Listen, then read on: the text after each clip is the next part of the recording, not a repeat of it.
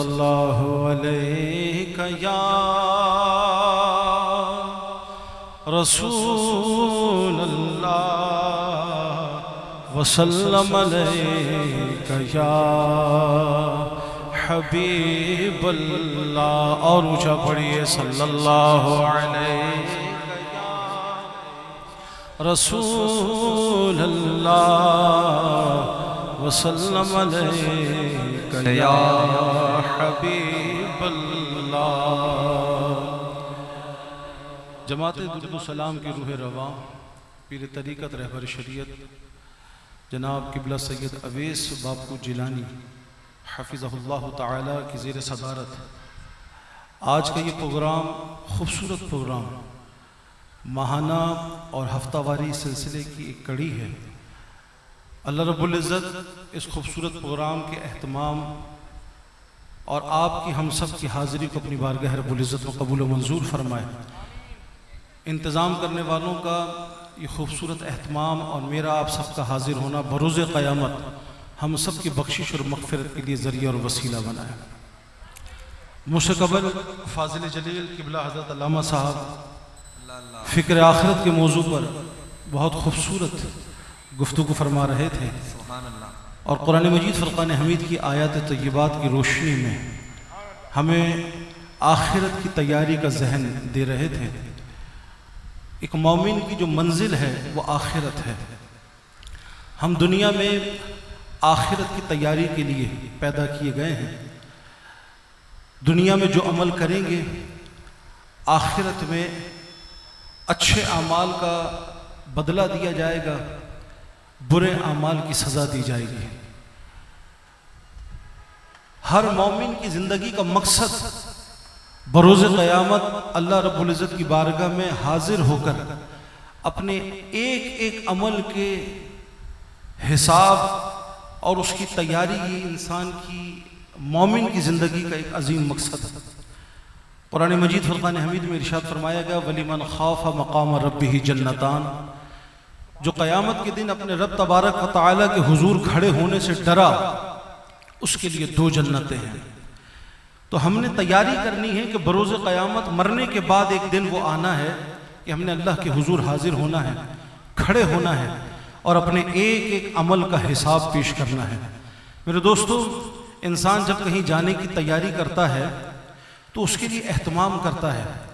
देखिए, दुनिया में भी जब हम किसी प्रोग्राम में जाने के लिए, किसी पार्टी में जाने के लिए तैयारी करते हैं, इवन ये कि आज जब जमात दुरूद सलाम की इस महफिल में आने की भी तैयारी कर रहे होंगे तो कुछ वक्त हमने आईने के सामने गुजारा होगा। वुज़ू कर लेने के बाद साफ सुथरा लिबास ज़ेब बदन करने के बाद हम थोड़ी देर आईने के सामने खड़े हुए होंगे, अपनी सूरत देखी होगी, कुछ कंघा किया होगा, कुछ बाल बनाए होंगे। पफ बनाने वालों ने पफ के ज़रिए, टोपी पहनने वालों ने टोपी के ज़रिए और अमामा सजाने वालों ने अमामे के ज़रिए कुछ ना कुछ महफिल में हाज़िरी की तैयारी की होगी। और इसी तरीके से जब आप दुनियावी तकारीब में तशरीफ़ ले जा रहे होते हैं तो उसके लिए उसके हिसाब से तैयारी करते हैं। मर्दों के हिसाब से तैयारी करते हैं। ख़वातीन की तैयारी और उसका जो एहतमाम होता है, ख़वातीन वाले मर्द उससे बखूबी आगाह हैं और उससे बखूबी वाकिफ़ हैं कि ख़वातीन की तैयारी का आलम क्या होता है। सो इंसान जब कहीं जाने की तैयारी करता है तो उसके लिए एहतमाम किया जाता है। अपने ज़ाहिर को आदमी सुथरा करता है, अच्छा लिबास ज़ेब बदन करता है, बाल बनाता है, खुशबू लगाता है और उसकी ख्वाहिश होती है कि जहाँ भी जाए वो अच्छी शक्ल व सूरत के साथ जाए। मेरे भाइयों, मुझसे कबल जो क़िबला अल्लामा साहब गुफ्तगू फरमा रहे थे वो भी कहीं जाने की और आखिरत की तैयारी के हवाले से हमारा जहन बना रहे थे। यानी वो दिन आना है जो हमने अल्लाह रब्बुल इज़्ज़त की बारगाह में हाज़िरी देनी है। तैयारी करने वाले तो अल्लाह रब्बुल इज़्ज़त की बारगाह में हाज़िरी की तैयारी इस शान से करते हैं कि वो उस वक्त के इंतजार में रहते हैं कि वो वक्त कब आएगा जब हम अल्लाह की बारगाह में हाजिर होंगे। हज़रत सैयदना बिलाल रज़ी अल्लाह ताला अन्हु की जब विसाल का वक्त आया तो आपकी ज़ौजा ने फरते गम से पुकारा, हाय अफसोस की बात, वाह हुज़ना हो। हज़रत बिलाल रज़ी अल्लाह ताला अन्हु ने ज़ौजा से पूछा कि तुमने ये क्यों कहा कि हाय गम की बात, हाय दुख की बात, अफसोस की बात? तो जोजा ने कहा कि आप का विसाल होने वाला है, आप मर्ज़े विसाल में हैं और हमसे रुखसत हो जाएंगे, हमसे बिछड़ जाएंगे, इस बात का गम। हजरत बिलाल रज़ी अल्लाह तआला ने इरशाद फरमाया कि वाह खुशी की बात कि मैं अनकरीब अपने महबूब का दीदार करने वाला हूं, अपने प्यारों से मुलाकात करने वाला हूं। तो जो बंदा मोमिन होता है वो तो आगे की तैयारी इस शान से कर रहा होता है कि फिर वो रुखसती के दिन से घबराता नहीं है, वो पसो पेश का मुजाहरा नहीं करता, बल्कि वो तो उस दिन का शिद्दत के साथ इंतजार करता है। जरूरत इस अमर की है, जब ये बात तय है कि हम में से हर एक ने अल्लाह के हुजूर हाजिर होना है, अपने एक एक अमल का हिसाब पेश करना है, तो अब देखना यह है कि हम उसके हुजूर हाजिर होने की तैयारी क्या कर रहे हैं और उसका एहतमाम क्या कर रहे हैं। मैंने मिसाल दी आपके सामने दुनियावी तकरीब की। दुनियावी तकरीब के लिए आदमी जाहिर को सुथरा करता है, इसलिए कि दुनिया वालों की नजर आदमी के जाहिर पर होती है। आप कहीं जाओगे आपके लिबास पर नजर होगी, आपकी शक्लो सूरत पर नजर होगी, आपके पॉलिश किए हुए बूट पर उसकी नजर होगी, आपके बदन से लिबास से खुशबू महक रही है, इस पर सामने वाले की तवज्जो होगी। दुनिया वालों की नजर इसी जाहिर पर होती है। लेकिन मेरे भाइयों, हम जिस रब तबारक व तआला की बारगाह में हाजिरी की बात कर रहे हैं, इन तुब्दू मा फी अनफुसिकुम औ तुख्फुहु, तुम जो छुपाते हो अल्लाह उसको भी जानता है, जो तुम जाहिर करते हो अल्लाह उसको भी जानता है। हम दुनिया वालों के सामने तो अपने जाहिर को हसीन और खूबसूरत करते हैं और उसकी तैयारी करते हैं, लेकिन मेरे भाइयों अल्लाह रब्बुल इज्जत की बारगाह में इंसान का सिर्फ जाहिर नहीं बल्कि बातिन देखा जाता है। कल्बी कैफियत क्या है, उसका मन कैसा है, उसका दिल कैसा है। बसा औकात इंसान परगंदा बाल होता है, फटा पुराना लिबास होता है, पाक होता है, लेकिन एक आम सा सादा सा लिबास होता है। आम तौर पर दुनिया वाले जिसको हिकारत की नजर से देखते हैं, लेकिन ऐसे लोगों का अल्लाह की बारगाह में एक बड़ा मकाम और मर्तबा होता है। अज़ीज़ान गिरामी, सिर्फ इसलिए कि इन हजरात की तवज्जो जाहिर को सुथरा करने पर नहीं थी, बातिन की इस्लाह पर थी, बातिन के तज़किये पर थी, और बातिन को पाक करने पर ये सरगर्दा रहा करते थे। औलिया कराम का जो आस्ताना होता है, औलिया कराम की जो खानका, मैं इससे पहले भी ये बात इस प्लेटफार्म पर कह चुका हूं, खास तौर पर ये आस्ताना और खास तौर पर यह खानका आम रिवायती खानकाहों की तरह नहीं, अज़ीज़ान गिरामी आम आस्थानों की तरह नहीं जहां सिर्फ मुरीदों का हुजूम लगाया जाता हो, बल्कि ये वो खानका है जो असल खानका होने का हक अदा करती है। यहाँ आने वाले के तज़किया बातिन का एहतमाम किया जाता है, उसके जाहिर को सुथरा करने के साथ साथ बातिन को सुथरा करने का एहतमाम किया जाता है। यही वजह है कि आम रिवायती मौज़ूआत से हटकर किबला सैयद साहब हमारे बापू जो है आने वाले मुकर्रिरीन को एक मौजू अता फरमाते हैं। जैसे मुझसे कबल भी किबला फाजिल इजरी अल्लामा साहब ने फरमाया कि फिक्र आखिरत का मौजू दिया गया। बापू ने मुझसे इरशाद फरमाया कि आपने हसद के मौजू पर गुफ्तगू करनी है और हसद के बारे में और जो इसकी कबाहतें हैं वो बतानी है। मैंने चंद जुमलों के अंदर बस इसी हवाले से कुछ बात करके अपनी गुफ्तगू को ख़त्म करना है। इस तरफ पहले मैंने तवज्जो दिलाई कि खानकाहों और आस्थानों का असल मकसद ही ये था कि उस टॉपिक को अपना मौजूए सुखन बनाया जाए जिसका ताल्लुक इंसान के तज़किये बातिन से है, जो बातिन को सुथरा करने से है। बाकी आम जगहों पर तो रस्म और रवाज का सिलसिला है। ये अल्लाह का शुक्र है, अल्लाह ने ऐसा आस्ताना दे दिया, अल्लाह ने ऐसा दामन दे दिया कि जहां वाबस्ता होने के बाद इंसान के जाहिर को सुथरा करने के साथ साथ उसके बातिन की भी तज़किये का एहतमाम किया जाता है। देखिए, जिस तरह इंसान का जाहिर अलील हो जाए, बीमार हो जाए, मर्ज में मुब्तला हो जाए, तो वो किसी अच्छे तबीब को तलाश करता है, किसी अच्छे मुआलिज को तलाश करता है, अच्छे डॉक्टर को तलाश करता है। मेरे भाइयों, इसी तरह जैसे इंसान का जाहिर बीमार हो जाता है, इंसान का बदन बीमार हो जाता है, वो मरीज हो जाता है, इसी तरीके से इंसान की रूहानियत भी अलील हो जाती है, उसका बातिन भी बीमार हो जाता है। फिर उसे किसी मुआलिज, रूहानी मुआलिज की जरूरत पड़ती है, किसी तज़किया बातिन करने वाले किसी माहिर की जरूरत पड़ती है, ऐसे आस्थाने की, ऐसे खानकाह की जरूरत पड़ती है जो उसके बातिन की बीमारियों को खत्म करे, जो उसके बातिन का मर्ज दूर करे और बातिन की खबासतों, जलालतों और अंधेरों को दूर करके उसके बातिन को उजला करने की कोशिश करे। ऐसे आस्तानों की और ऐसे नुफूस की जरूरत पड़ती है जो हम आस्ताने पर हाजिर हुए। मौजू हमारा हसद एक ऐसी बुराई है जिसका ताल्लुक बातिनी खबासतों से है। मैंने अर्ज किया कि हम जाहिर को सुथरा करने की कोशिश तो करते हैं, लेकिन अल्लाह रब्बुल इज्जत की बारगाह में हाजिर होने के लिए सिर्फ जाहिर को सुथरा और हसीन करने की जरूरत नहीं, बल्कि इसके साथ साथ हमें बातिन के तज़किये की जरूरत है। हमें अंदर झांक के देखना पड़ेगा ऐसी कौन सी बातिनी बीमारियां हैं, खराबियां हैं जो हमारे अंदर मौजूद हैं। अब तो चूंकि रूहानियत की तरफ तवज्जो ही नहीं है, तज़किया बातिन की तरफ तवज्जो ही नहीं है, लिहाजा हमारी अक्सरियत इन चीजों से नाबलद है। वो जानती ही नहीं कि वो बातिनी खबासतें कौन कौन सी हैं, वो बातिनी इमराज कौन कौन से हैं जो इंसान के बातिन को गलीज करते हैं और बातिन के अंदर अंधेरे पैदा करते हैं, रोशनियों को खत्म करते हैं। मेरे भाइयों, इन्हीं बातिनी बीमारियों में एक अहम तरीन बीमारी है हसद का मर्ज। और ये मर्ज ऐसा है, अल्लाह रब्बुल इज्जत ने हर एक को नेमतों से माला माल फरमाया है। मैं भी अपना जायजा लूं, आप भी अपना जायजा लें और गौर करें अल्लाह रब्बुल इज्जत ने कितनी नेमतें हैं जो मुझे और आपको अता फरमाई हैं। इरशाद फरमाया, इन तउद्दू निअमतल्लाहि ला तुहसूहा, अगर तुम शुमार करना शुरू करो और गिनना शुरू करो तो तुम शुमार नहीं कर सकते। अल्लाह रब्बुल इज्जत ने इतनी नेमतों से तुम्हें माला माल फरमाया है। हर एक को अल्लाह रब्बुल इज्जत ने उसके मुताबिक नेमतें अता फरमाई। लेकिन जनाबे वाला, बाज नेमतें ऐसी हैं, नेमतें मुझे भी दी गई हैं, नेमतों से आपको भी माला माल फरमाया गया, लेकिन बाज नेमतें ऐसी हैं जो आपको मिली मेरे हिस्से में ना आई। बाज नेमतें ऐसी हैं, अल्लाह ने बड़ी नेमतें मुझे अता फरमाई, लेकिन बाज चीजें ऐसी हैं जो मुझे अता फरमाई गई, आपको वो नेमतें नहीं दी गई। हर एक को अल्लाह रब्बुल इज्जत ने अलग अलग जुदा जुदा नेमतें अता फरमाई, अनगिनत नेमतें अता फरमाई, लेकिन उसकी तकसीम जो है वो मुख्तलिफ अंदाज से हुई है।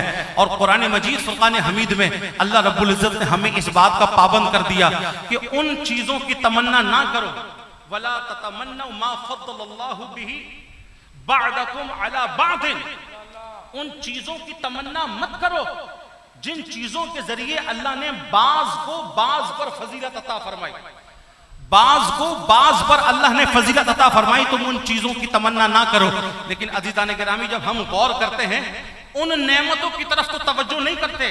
सर से लेके पांव तक इस वजूद को अल्लाह ने कितनी नेमतें अता फरमाई, जो हमें दिया गया उसकी तरफ तो हमारी तवज्जो नहीं होती, बस सामने वाले को टटोलते रहते हैं, इसके पास ये है मेरे पास नहीं, इसके पास ये नेमत है मेरे पास नहीं, इसको ये कुछ दिया गया मुझे नहीं दिया गया।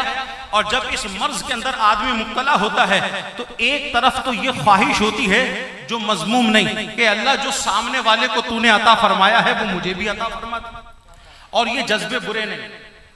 अगर ये जज्बा इंसान के अंदर पैदा होता है किसी साहिब नेमत को देखकर कि या अल्लाह जो नेमत तूने इसको अता फरमाई है वो नेमत तू मुझे भी अता फरमा दे, अगर ये जज्बा इंसान के अंदर पैदा होता है, इसमें कोई कबाहत नहीं, ऊंची आवाज से कि ये कोई कबाहत, बल्कि बाज सूरतों में तो इस पर अजर भी है, इस पर सवाब भी है। मिसाल के तौर पे कोई बहुत खूबसूरत नात शरीफ पढ़ता है, हमारे दिल में ख्वाहिश पैदा हुई या अल्लाह इसका बेटा बड़ी खूबसूरत नात पढ़ता है, तो मेरे बेटे को भी अच्छा नात का बना दे। इसका बेटा बड़ा खूबसूरत कुरान पढ़ता है, तो मेरे बेटे को भी हाफिज कुरान बना दे। ये बहुत जबरदस्त आलिम दीन है, ऐ परवरदिगार आलम तू मुझे भी फकीह बना दे, आलिम बना दे। सामने वाली की नेमत को देखकर अपने लिए उस नेमत की तमन्ना करना, ये जनाबे वाला बाज सूरतों में तो अजर सवाब का मूजिब है और बाज सूरतों में जवाज की सूरत है। लेकिन जब ये मनफी जज्बात पैदा होने लगे कि जनाबे वाला ये जो नेमत सामने वाले को मिली है इससे छिन जाए और मुझे मिल जाए, इसे कहते हैं हसद। क्या कहते हैं? ऊंची आवाज से कह लीजिए, क्या कहते हैं? हसद। पीछे तक आवाज आए, क्या कहते हैं इसको?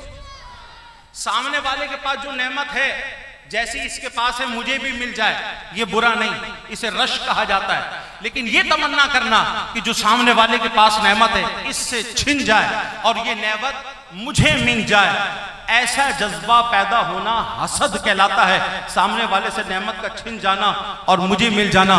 कई अहादीस मुबारका में नबी करीम अलैहिस्सलाम ने इस चीज की मुजम्मत इरशाद फरमाई। रसूलुल्लाह सल्लल्लाहु अलैहि वसल्लम ने इरशाद फरमाया कि हसद ना करो, सामने वाले से नेमत के छिन जाने की तमन्ना अपने दिल में ना रखो, हसद ना करो, क्योंकि हसद तुम्हारी नेकियों को ऐसे खा जाता है जैसे आग लकड़ी को खा जाती है, जैसे आग लकड़ी को खा जाती है। नबी करीम सल्लल्लाहु अलैहि वसल्लम ने इरशाद फरमाया कि बाज लोगों का आमाल फरिश्ते अल्लाह रब्बुल इज्जत की जनाब में पेश कर, तवज्जो है आपकी मेरी तरफ? उम्मन ऐसे मौज़ूआत में तवज्जो रह नहीं पाती है। अल्लाह रब्बुल इज्जत के फरिश्ते बाज लोगों के आमाल अल्लाह की जनाब में पेश करने के लिए वो आसमानों की तरफ चल पड़ते हैं। हुजूर नबी करीम अलैहिस्सलाम ने इरशाद फरमाया, और वो आमाल ऐसे होते हैं जो सूरज से भी ज्यादा रोशन होते हैं और इतने हसीन और खूबसूरत होते हैं जैसे कोई दुल्हन तैयार होकर शौहर के घर जाती है, कैसी सज धज के जाती है। आमाल ऐसे सज धज के साथ और ऐसी सूरज जैसी रोशनी के साथ चमक रहे होते हैं। इसमें हज भी है, इसमें जिहाद भी है, इसमें इन्फाक फी सबीलिल्लाह भी है। नबी करीम अलैहिस्सलाम ने इरशाद फरमाया, फरिश्ते ये आमाल लेकर जब आसमानों की तरफ चल पड़ते हैं, पांचवें आसमान का दरबान ये आमाल लेकर ऊपर आने वाले फरिश्ते को रोक देता है और कहता है कहां चले? वो फरिश्ते कहते हैं कि जनाब फुला फुला शख्स का आमाल नामा है, अल्लाह रब्बुल इज्जत की जनाब में पेश करने के लिए जा रहे हैं। वो पांचवें आसमान का दरबान नबी करीम अलैहिस्सलाम ने इरशाद फरमाया, वो कहता है कि ये जिस शख्स का आमाल नामा है उसके मुंह पर देकर मार दो। वो कहते हैं भाई ऐसा क्यों? इसमें तो हज भी है, इसमें तो ज़कात भी है, इसमें तो इन्फाक फी सबीलिल्लाह भी है, इसमें तो जनाबे वाला जिहाद भी है, बड़ी बड़ी नेकियां हैं। अल्लाह अकबर। वो कहता है कि इसके अंदर वो गुनाह शामिल है कि उन नेकियों, उन नेमतों पर हसद जो अल्लाह रब्बुल इज्जत ने अपने बंदों को महज अपने फजलो करम से अता फरमाई थी, उन नेमतों से मुताल्लिक हसद इस नामे अमाल के अंदर मौजूद है।